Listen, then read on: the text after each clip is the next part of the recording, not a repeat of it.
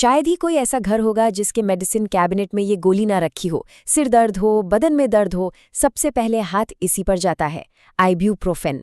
पर क्या ये वाकई बस एक मामूली सी पेन किलर है, या इसके पीछे कोई और कहीं ज्यादा गहरी कहानी छिपी है?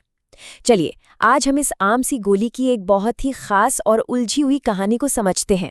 ये जो आप देख रहे हैं, ये है आइब्यूप्रोफेन का मॉलिक्यूलर स्ट्रक्चर। ये दुनिया की सबसे ज्यादा इस्तेमाल होने वाली दवाओं में से एक है।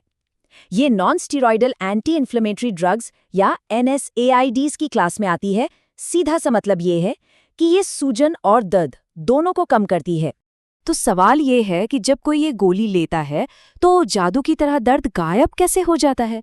मतलब ये हमारे शरीर के अंदर जाकर ऐसा क्या करती है? यही वो सवाल है जिसकी तह तक हम आज जाएंगे। ठीक है, तो ये रहा हमारा आज का रोड मैप। हम आइब्यूप्रोफेन के सफ़र से शुरू करेंगे, फिर इसके काम करने के साइंस को समझेंगे, इसके बाद इसके सबसे बड़े साइड इफ़ेक्ट पर बात करेंगे और ये भी देखेंगे कि विज्ञान इसका हल कैसे ढूंढ रहा है, और आखिर में इसके जोखिम और फायदों को तौलेंगे। तो कहानी शुरू होती है एक वादे के साथ। देखिए, जब 1969 में आइबुप्रोफेन बाजार में आई तो उसे एस्पिरिन से एक बेहतर और सुरक्षित विकल्प के तौर पर देखा गया। और आज तो ये एक घरेलू नाम बन चुकी है, दुनिया भर में लोगों के घरों में मौजूद है। तो अब आते हैं सबसे ज़रूरी सवाल पर कि आखिर ये काम कैसे करती है।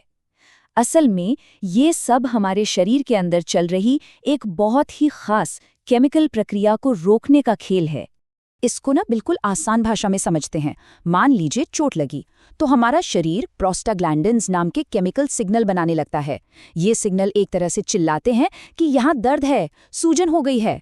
अब आइबुप्रोफेन क्या करती है? वो सीधा जाकर इन सिग्नल्स को बनाने वाली फैक्ट्री को ही बंद कर देती है। नतीजा, दर्द और सूजन से राहत।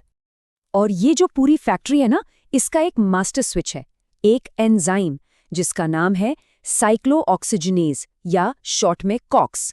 आइबुप्रोफेन का असली निशाना यही कॉक्स एंजाइम है, लेकिन यहीं से कहानी में एक दिलचस्प मोड़ आता है। असल में ये कॉक्स एंजाइम दो तरह के होते हैं। एक है कॉक्स 1, इसे हम हाउसकीपर कह सकते हैं। ये हमेशा ऑन रहता है और शरीर के जरूरी काम करता है, जैसे पेट की अंदरूनी परत को हमारे ही पेट के एसिड से बचाना। और दूसरा है कॉक्स 2 यानी इमरजेंसी क्रू। ये तभी एक्टिवेट होता है जब कोई चोट या सूजन हो और दर्द के सिग्नल भेजता है। तो दिक्कत ये है कि आइबुप्रोफेन इन दोनों में कोई फर्क नहीं करती। वो दर्द पैदा करने वाले इमरजेंसी क्रू यानी कॉक्स 2 को तो बंद करती ही है, लेकिन साथ ही पेट की रक्षा करने वाले हाउसकीपर यानी कॉक्स 1 को भी बंद कर देती है। और बस यहीं से इसकी सबसे बड़ी प्रॉब्लम शुरू होती है। सोचिए, जब आप शरीर के हाउसकीपर को ही काम करने से रोक देंगे तो शरीर को उसकी कीमत तो चुकानी पड़ेगी, और ये कीमत अक्सर हमारा पेट चुकाता है। ये आंकड़ा जरा ध्यान से देखिए, 5 में से 1। ये बहुत बड़ी संख्या है, खासकर जब हम ये सोचते हैं कि दुनिया में कितने करोड़ लोग रोज इस दवा को खाते हैं। जी हाँ, अनुमान है कि जो लोग लंबे समय तक NSAIDs का इस्तेमाल करते हैं, उनमें से हर 5 में से 1 को पेट से जुड़ी कोई ना कोई दिक्कत होती ही है। और चिंता की बात यह है कि कई बार इसके कोई लक्षण शुरुआत में नजर भी नहीं आते, और ये नुकसान पेट में हल्की फुल्की तकलीफ से लेकर जानलेवा हालात तक पैदा कर सकता है, जैसे कि अल्सर, पेट के अंदर ब्लीडिंग, और बहुत गंभीर मामलों में तो आंतों में छेद तक हो सकता है। और ये सब क्यों होता है?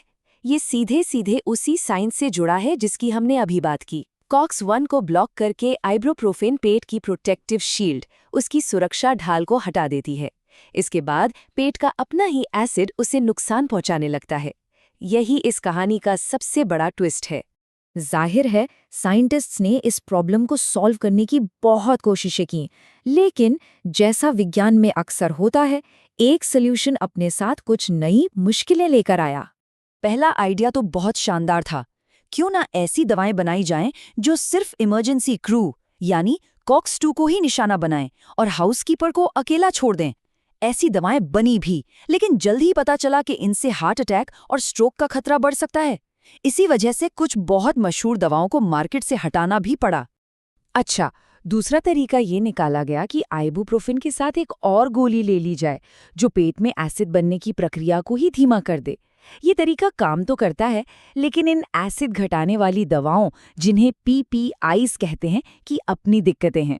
ये दूसरी ज़रूरी दवाओं के काम में दखल दे सकती हैं, जैसे कि दिल के मरीजों को दी जाने वाली खून पतला करने की दवाएं। तो इन सारी जानकारियों का हमारी रोज़मर्रा की ज़िंदगी के लिए क्या मतलब है? चलिए, इस पर एक नज़र डालते हैं। कुछ बहुत ही आम चीज़ें हैं जिनका आइबुप्रोफेन के साथ इंटरैक्शन जानना ज़रूरी है। जैसे कि जो लोग दिल की सुरक्षा के लिए एस्पिरिन लेते हैं, उनके लिए आइबुप्रोफेन एस्पिरिन के असर को कम कर सकती है। शराब के साथ इसे लेना पेट में ब्लीडिंग का खतरा कई गुना बढ़ा देता है। लेकिन हाँ, एक अच्छी बात भी है।